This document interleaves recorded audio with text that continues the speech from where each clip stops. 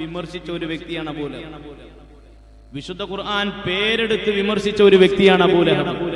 എന്തേ ഇങ്ങനെ ഒരു വിമർശനത്തിന് അബൂ ലഹബ് കാരണക്കാരനായത്? അള്ളാഹുവിന്റെ തിരുദൂതരുടെ മുഖത്തേക്ക് ഗൗരവത്തോടുകൂടി വിരൽ ചൂണ്ടി സംസാരിച്ചു. രണ്ട് കൈയിന്റെയും വിരൽ ചൂണ്ടി സംസാരിച്ചു. ദേഷ്യം കൊണ്ട്, കോപം കൊണ്ടങ്ങനെ സംസാരിച്ചു പോയി.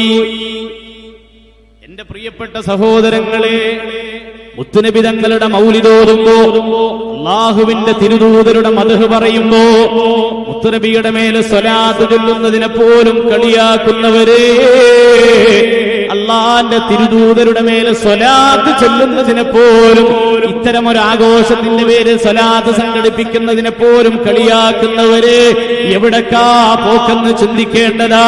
അള്ളാന്റെ വിശുദ്ധമായ ഖുർആനിതാ താക്കീദിന്റെ സ്വരത്തിലല്ലേ സൂറത്തുൽ മസദ് പഠിപ്പിച്ചു തരുന്നത്. അബൂ ലഹബിന്റെ ഇരു കരങ്ങളും നശിച്ചു പോകട്ടെ, അവൻ നശിച്ചു പോയിരിക്കുന്നു. അവനെ നാശത്തിൽ നിന്ന് രക്ഷിക്കാൻ, നാശത്തിലേക്ക് അവൻ വീഴുമ്പോ, അപജയത്തിന്റെ അഗാധ ഗർത്തത്തിലേക്ക് അവൻ താണു പോകുമ്പോ, അവനെ സംരക്ഷിക്കാൻ അവന്റെ സമ്പത്ത് തികഞ്ഞില്ല. സയസ്ലാ നാറാ ദാത ലഹബ്, കത്തിയാളുന്ന അഗ്നിയിലേക്ക്, കത്തിജ്വലിക്കുന്ന ജ്വാലകൾ തീർക്കുന്ന നരകാഗ്നിയിലേക്ക് അവന് വീഴുമെന്ന്, അവന് പ്രവേശിക്കും, അവനെ വലിച്ചെറിയുമെന്ന് വിശുദ്ധമായ ഖുർആൻ. ദുന്യാവിൽ നിന്ന് ആളുകളുടെ കണ്ണിൽ തന്നെ അള്ളാഹു അവനെ പരാജയപ്പെടുത്തി, അവനെ പരീക്ഷിച്ചു. അവന് തക്കതായ ശിക്ഷ അല്ലാഹു കൊടുത്തു. മാത്രമല്ല, ഇനി പരലോകത്തേക്ക് കടന്നു വരും അവനെ കാത്തിരിക്കുന്നത് കത്തിയാളുന്ന നരകാഗ്നിയാണെന്ന് വിശുദ്ധമായ ഖുർആൻ പറഞ്ഞു കൊടുത്തു.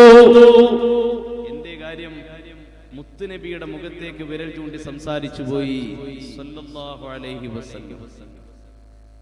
അതുകൊണ്ട് ഞാൻ പറഞ്ഞു വന്നത്, അള്ളാഹുവിന്റെ തിരുദൂതരെ നമ്മൾ സ്നേഹിക്കണമെന്ന് നമുക്ക് പഠിപ്പിച്ചു തന്നത് വിശുദ്ധമായ ഖുർആനാണ്. പരിശുദ്ധമായ ഖുർആനാണ്. ആ സ്നേഹമാണ് നമ്മൾ പാലിക്കേണ്ടത്, ആ സ്നേഹമാണ് നമ്മൾ പകർത്തേണ്ടത്. ആ സ്നേഹത്തിലൂടെയാണ് നമ്മുടെ ജീവിതം മുന്നോട്ട് പോകേണ്ടത്. അങ്ങനെയാണ് വിശുദ്ധ ഖുർആൻ നമുക്ക് പഠിപ്പിച്ചു തന്നത്.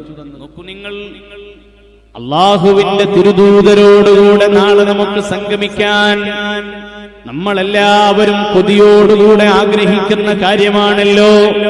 ഏതൊരു വിശ്വാസിയുടെയും മനതാരിലെ മോഹമാണ് അള്ളാന്റെ തിരുദൂതരെ ഒന്ന് കാണുക എന്നത്. മുത്തുനബി തങ്ങളെ കാണാൻ സാധ്യമാകുന്ന, എളുപ്പമാകുന്ന വഴികൾ മഹാന്മാര് പഠിപ്പിച്ചു തന്നിട്ടുണ്ട്.